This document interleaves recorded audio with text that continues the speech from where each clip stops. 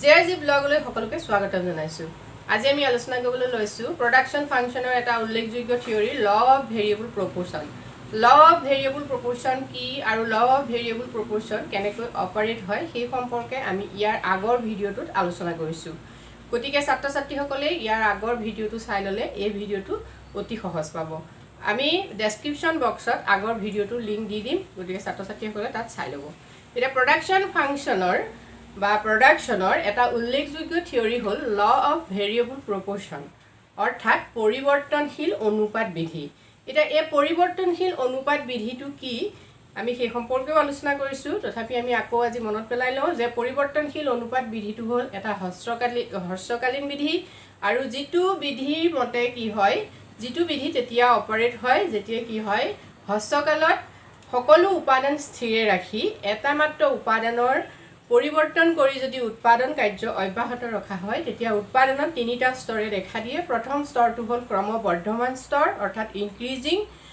Stage, আৰু দ্বিতীয়টো হ'ল ক্ৰমহ্ৰাসমান স্তৰ ডিক্ৰিজিং ষ্টেজ, আৰু তৃতীয়টো হ'ল নিগেটিভ ষ্টেজ অৰ্থাৎ ঋণাত্মক স্তৰ। এতিয়া এই স্তৰ তিনিটা কেনেকৈ হয় আমি টেবুল সহ, তালিকা সহ, চিত্ৰ সহ আগৰ ভিডিঅ'টো ব্যাখ্যা কৰিছোঁ। এতিয়া আজি আমি আলোচনা কৰিব খুজিছোঁ যে উৎপাদনত হ্ৰস্বকালত কিয়নো তিনিটা স্তৰে দেখা দিয়ে, তিনিটা স্তৰ কাৰ্যকৰী হোৱাৰ কাৰণ কি সেই সম্পৰ্কে আজি আমি ভিডিঅ'টো প্ৰস্তুত কৰিম। তেনে সকলো ছাত্ৰ ছাত্ৰীয়ে কথাটো মনত ৰাখিব যে আজি আমাৰ ভিডিঅ'টোত অকল আমি সেই বিষয়টো আলোচনা কৰিম, সেইটো হ'ল যে reasons for law of variable proportion, অৰ্থাৎ পৰিৱৰ্তনশীল অনুপাত বিধিৰ কাৰণটো কি, কাৰ্যকৰী হোৱাৰ কাৰণ কি। আমি কৈছোঁ যে বিধিটোত কি হয় তিনিটা ষ্টেজ দেখা যায়, যে উৎপাদনত প্ৰথম অৱস্থাত কি হয় ক্ৰমবৰ্ধমান স্তৰ, এইটো হ'ল ফাৰ্ষ্ট ষ্টেজ, এইটো হ'ল ছেকেণ্ড ষ্টেজ ক্ৰমহ্ৰাসমান স্তৰ, আৰু এইটো হ'ল থাৰ্ড ষ্টেজ যে নিগেটিভ স্তৰ। এতিয়া প্ৰথম আমি চাওঁ যে যেতিয়া টোটেল প্ৰডাকশ্যন কি হয় বৃদ্ধি হয় আৰু মাৰ্জিনেল প্ৰডাকশ্যনো বৃদ্ধি হয় তেতিয়া প্ৰথম ষ্টেজ উৎপাদনত আৰম্ভ হয়, আৰু যেতিয়া টোটেল প্ৰডাকশ্যন বৃদ্ধি হয় কিন্তু মাৰ্জিনেল প্ৰডাকশ্যন কি হয় ক্ৰমহ্ৰাসমান হাৰত বৃদ্ধি হয়, ক্ৰমহ্ৰাসমান হয় মাৰ্জিনেল প্ৰডাকশ্যন, তেতিয়া কি হয় ক্ৰমান্বয়ে হ্ৰাস পাই আহি থাকে, তেতিয়া কি হয় টোটেল প্ৰডাকশ্যন আমাৰ ক্ৰমহ্ৰাসমান ষ্টেজ হয় অৰ্থাৎ ষ্টেজ 2, আৰু 3 ষ্টেজত কি হয় টোটেল প্ৰডাকশ্যন হ্ৰাস পায় আৰু মাৰ্জিনেল প্ৰডাকশ্যন ঋণাত্মক হয়। গতিকে প্ৰথম আমি চাওঁ ফেজ 1 অৰ্থাৎ ষ্টেজ 1 কিয় হয়নি, এনে হয় কিয় যে উৎপাদনত যে তিনিটা স্তৰে দেখা দিয়ে, হ্ৰস্বকালত উৎপাদনত তিনিটা স্তৰে দেখা দিয়ে, এই তিনিটা স্তৰ কাৰ্যকৰী হোৱাৰ কাৰণ কি, কিহৰ কাৰণে উৎপাদনৰ সকলো উপাদান স্থিৰে ৰাখি এটা মাত্ৰ উপাদান পৰিৱৰ্তন কৰিবলৈ যাওঁতে বা পৰিৱৰ্তন কৰিলে উৎপাদনত ক্ৰমবৰ্ধমান নে বা উৎপাদন ক্ৰমবৰ্ধমান অৱস্থা হয়, কিয় হয় সেই কথাটো আমি চাই লওঁ। এতিয়া প্ৰথম আহিলে যে এক নম্বৰ ফেজতে ইনক্ৰিজিং স্কেল হয়, এইটো হ'ল ফেজ 1, সেইটো হ'ল এক নম্বৰ কাৰণটো হ'ল যে better utilisation of fix factor, অৰ্থাৎ better utilisation of fix factor, স্থিৰ উপাদানৰ কি হয় সকলোতকৈ সম্পূৰ্ণ ব্যৱহাৰ হয়, বেটাৰ ইউটিলাইজেশ্যন হয় স্থিৰ যিবিলাক উপাদান। এতিয়া আমি কৈছোঁ যে যি সকলো উপাদান স্থিৰ বুলি ধৰি লোৱাই হয়, তাত মাত্ৰ এটা উপাদান ভেৰিয়েবল অৰ্থাৎ পৰিৱৰ্তনশীল হয়। এতিয়া সেই ফিক্স ফেক্টৰটো, যিবোৰ ফিক্স ফেক্টৰ হয় সেই ফিক্স ফেক্টৰবিলাকৰ কি হয় ব্যৱহাৰ খুব ভালকৈ হয়, উপযুক্ত ব্যৱহাৰ হয় ইয়াত। সেইটো কাৰণে কি হয় প্ৰথম অৱস্থাত ইনক্ৰিজিং স্কেল অৰ্থাৎ উৎপাদনত ক্ৰমবৰ্ধমান স্তৰে দেখা দিয়ে। এতিয়া আমি যেতিয়া উদাহৰণ ধৰিছিলোঁ যে তাত কি কৈছিলোঁ আমি যে ভূমিক আমি কি স্থিৰ উপাদান হিচাপে ধৰি লৈছিলোঁ। এতিয়া তাত কি হয় যেতিয়া ভূমি যিহেতু এটা বৃহৎ পৰিমাণৰ ভূমি থাকে, গতিকে সেই বৃহৎ পৰিমাণৰ ভূমিত কি হয় খুব কম পৰিমাণৰ ভেৰিয়েবল মানে পৰিৱৰ্তনশীল উপাদান ব্যৱহাৰ কৰোঁতে সেই বৃহৎ পৰিমাণৰ ভূমি কি হৈছে খুব ভালকৈ ব্যৱহাৰ হয়, গতিকে সেইটো কাৰণে কি হয় উৎপাদনত প্ৰথম অৱস্থাত ক্ৰমবৰ্ধমানে দেখা দিয়ে। নেক্সট আৰু এটা কাৰণ আছে increase efficiency of variable factor, যিহেতু ফিক্স ফেক্টৰ লাৰ্জ হয় ভেৰিয়েবল ফেক্টৰ তাত খুব কম পৰিমাণৰ হয়, কিন্তু কম পৰিমাণৰ হ'লেও সেই ভেৰিয়েবল মানে যিটো পৰিৱৰ্তনশীল উপাদানটো কি হয় তাত উপযুক্ত দক্ষতাৰে তাৰ কি হৈছে ব্যৱহাৰ হয়, সেইটো কাৰণে প্ৰথম অৱস্থাত কি হয় ক্ৰমবৰ্ধমান স্তৰে দেখা দিয়ে। নেক্সট আহিলে ইনডিভিজিবিলিটি অফ ফিক্স ফেক্টৰ অবিভাজ্য অৰ্থাৎ ফিক্স ফেক্টৰবিলাক মানে স্থিৰ উপাদানবিলাক অবিভাজ্য আমি কৈছোঁ যে স্থিৰ উপাদান ভূমি এতিয়া ভূমিক আমি যিটো ক্ষুদ্ৰ ক্ষুদ্ৰ ভাগত ভাগ কৰি ল'ব নোৱাৰোঁ ভূমিৰ সম্পূৰ্ণ ব্যৱহাৰ হ'ব লাগিব ভূমিক আমি সৰু সৰুকৈ ভাগ কৰি ব্যৱহাৰ কৰিব নোৱাৰোঁ গতিকে অবিভাজ্যতাৰ কাৰণে ফিক্স ফেক্টৰবিলাকৰ অৰ্থাৎ স্থিৰ উপাদানবিলাকৰ অবিভাজ্য গুণৰ বাবে প্ৰথম অৱস্থাত উৎপাদনত কি হয় ক্ৰমবৰ্ধমান স্তৰে দেখা দিয়ে গতিকে ক্ৰমবৰ্ধমান স্তৰে উৎপাদনত দেখা দিয়াৰ তিনিটা আমি কাৰণ পালোঁ প্ৰথম কাৰণ আমি পালোঁ যে better utilisation of fix factor উপযুক্তভাৱে স্থিৰ উপাদানৰ ব্যৱহাৰ হয় নেক্সট আহিলে ভেৰিয়েবল ফেক্টৰবিলাক যিবিলাক আমাৰ পৰিৱৰ্তনশীল উপাদানবিলাক কি হয় দক্ষতাৰে ব্যৱহাৰ কৰা হয়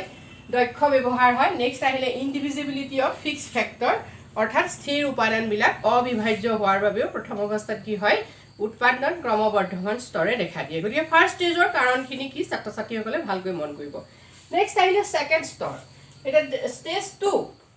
এইটো ফাৰ্ষ্ট ষ্টেজ আৰু এইটো হ'ল ছেকেণ্ড ষ্টেজ এটা ছেকেণ্ড ষ্টেজত কি হয় ছেকেণ্ড ষ্টেজটো কিহৰ কাৰণে অপাৰেট হয় যে উৎপাদনত দ্বিতীয় স্তৰে কিয় দেখা দিয়ে যে উৎপাদনতনো প্ৰথম স্তৰটো কি হৈছে ক্ৰমবৰ্ধমান হ'ল কিন্তু যেতিয়া ভেৰিয়েবল ফেক্টৰবিলাক অৰ্থাৎ পৰিৱৰ্তনশীল উপাদানৰ ব্যৱহাৰ বঢ়াই নি থকা হয় তেতিয়া কি হ'ব ক্ৰমান্বয়ে উৎপাদনত দ্বিতীয় স্তৰে দেখা দিব অৰ্থাৎ উৎপাদন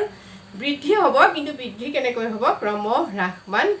হাৰত বৃদ্ধি হ'ব গতিকে কিয় হয় আমি সেই কথাটো আকৌ চাওঁ প্ৰথম আহিলে ফেজ 2টো কাৰ্যকৰী হোৱাৰ কাৰণ প্ৰথম হ'ল অপটিমাম কম্বিনেশ্যন অফ ফেক্টৰ্ছ অৰ্থাৎ কাম্যতম সংযোজন উপাদানবিলাকৰ কাম্যতম সংযোজন তাত কি হয় সংযোজন হয় কাম্যতম সংযোজন হয় দ্বিতীয় স্তৰত অৰ্থাৎ কি যেতিয়া ফিক্স ফেক্টৰ যিহেতু একেটাই হৈ থাকে কিন্তু ভেৰিয়েবলবিলাক আমাৰ পৰিৱৰ্তনশীল উপাদান বঢ়াই নি থকা হয় এই পৰিৱৰ্তনশীল উপাদান আৰু স্থিৰ উপাদান দুয়োটাৰে কাম্যতম সংযোজনৰ সৃষ্টি হয় অৰ্থাৎ দুয়োটাৰে উপযুক্ত সংযোজন কম্বিনেশ্যন হয় উপযুক্ত কম্বিনেশ্যন হোৱাৰ ফলস্বৰূপে প্ৰথম অৱস্থাত কি হয় যদিও ক্ৰমবৰ্ধমানে দেখা দিয়ে লাহে লাহে সেই কাম্যতম স্তৰটোৰ কি হয় যিমানে ভেৰিয়েবল ফেক্টৰবিলাক ইউজ কৰি গৈ থকা হ'ব সিমানে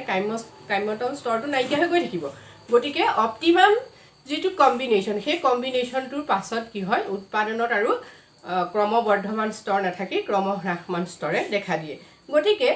আমি ক'ম যে স্থিৰ উপাদান আৰু পৰিৱৰ্তনশীল উপাদানৰ কাম্যতম সংযোজন হোৱাৰ পাছত উৎপাদনত কি হয় ক্ৰমহ্ৰাসমান স্তৰে দেখা দিয়ে নেক্সট আহিলে ইমপাৰফেক্ট ছাবষ্টিটিউট অৰ্থাৎ সম্পূৰ্ণ বিকল্প প্ৰকৃতিৰ নহয় ইমপাৰফেক্ট হয় যিবোৰ ভেৰিয়েবল অৰ্থাৎ ফিক্স ফেক্টৰ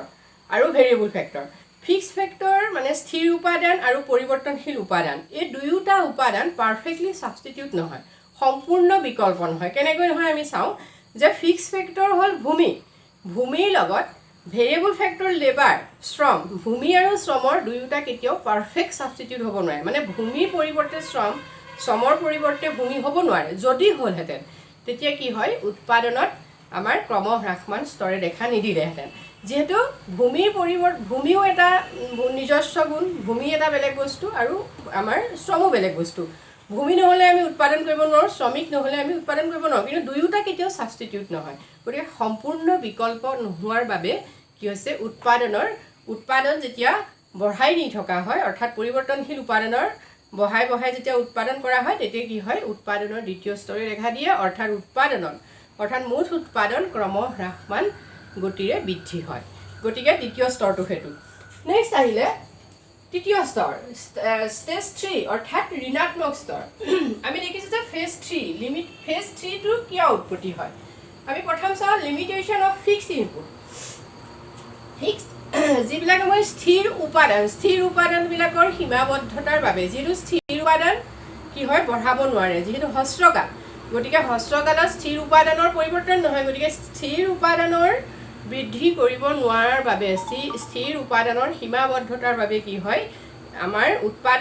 পৰিৱৰ্তনশীল উপাদান বঢ়াই নি থাকিলে কি হৈছে উৎপাদনত এটা সময়ত ঋণাত্মক স্তৰে দেখা দিব যিহেতু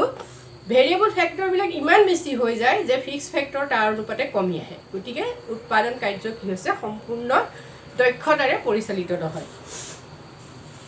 নেক্সট আহিলে poor coordination between variable and fix factor এতিয়া কি হৈছে পোৰ কোঅৰ্ডিনেশ্যন অৰ্থাৎ ব্যৱস্থাপনাৰ অভাৱ হয় ফিক্স ফেক্টৰ স্থিৰ উপাদান আৰু পৰিৱৰ্তনশীল উপাদানৰ মাজত ব্যৱস্থাপনাৰ অভাৱ হয় যেতিয়া উৎপাদনত স্থিৰ উপাদানৰ লগত পৰিৱৰ্তনশীল উপাদানৰ পৰিমাণ বঢ়াই বঢ়াই উৎপাদন কৰি নি থকা হয় তেতিয়া কি হৈছে উৎপাদন কাৰ্য এটা বৃহৎ মাত্ৰাৰ উৎপাদন কাৰ্য সংঘটিত হয় সেই বৃহৎ পৰিসৰৰ কাৰ্যটো কি হয় উপযুক্তভাৱে দক্ষতাৰে ব্যৱস্থাপনা কৰিবলৈ যাওঁতে তাত কিছু জটিলতাৰ সৃষ্টি হয় যিটো কাৰণে কি হৈছে উৎপাদনত এটা সময়ত উৎপাদন নিগেটিভ হোৱা দেখা যায় অৰ্থাৎ ঋণাত্মক হাৰলৈ পৰ্যবেক্ষিত হয় যিহেতু ফিক্স ফেক্টৰ কম আৰু ভেৰিয়েবল ফেক্টৰ বহুত হয় গতিকে ভেৰিয়েবল ফেক্টৰ বেছি হৈ যোৱাৰ লগে লগে এতিয়া শ্ৰমৰ পৰিমাণ আমি বঢ়াই নি আছোঁ গতিকে শ্ৰমিকসকলে কি হৈছে উপযুক্তভাৱে নিজৰ দক্ষতা তাত প্ৰয়োগ নকৰে শ্ৰমিকসকলৰ যিহেতু বহুত বেছি শ্ৰমিক হৈ যায় তাত আমি যিবোৰ ছদ্মবেশী শ্ৰমিকো তাত সোমাই যায় গতিকে কি হয় শ্ৰমিকে নিজৰ দক্ষতা অনুসৰি কাম নকৰে আৰু এটা সময়ত ফিক্স ফেক্টৰৰ লগত এফালে ভেৰিয়েবল ফেক্টৰৰ যিটো সামঞ্জস্য থাকিলে উৎপাদন পজিটিভ হ'ব পাৰে সেই সামঞ্জস্যটো নাইকিয়া হয় অৰ্থাৎ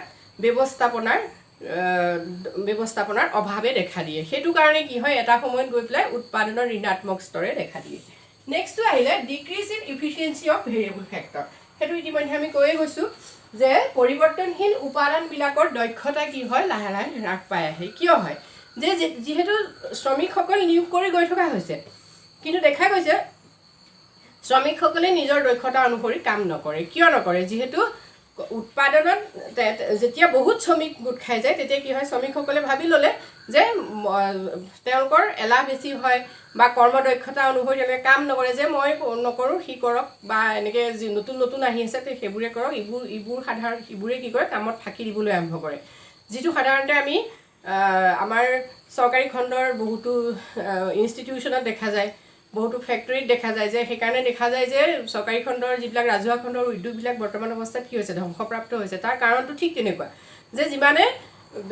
ভেৰিয়েবল ফেক্টৰ অৰ্থাৎ শ্ৰমিক নিয়োগ কৰি গৈ আছে কিন্তু তেওঁলোকে কি হৈছে সমান দক্ষতাৰে তেওঁলোকৰ নিজৰ যিখিনি দক্ষতা আছে সেই দক্ষতা অনুসৰি তেওঁলোকে কৰ্ম সম্পাদন নকৰে ফলস্বৰূপে উৎপাদন কাৰ্যত পজিটিভ হওক চাৰি নিগেটিভে কি হয় উৎপাদন হয় গতিকে এই তিনিটা কাৰণে কি হৈছে আমাৰ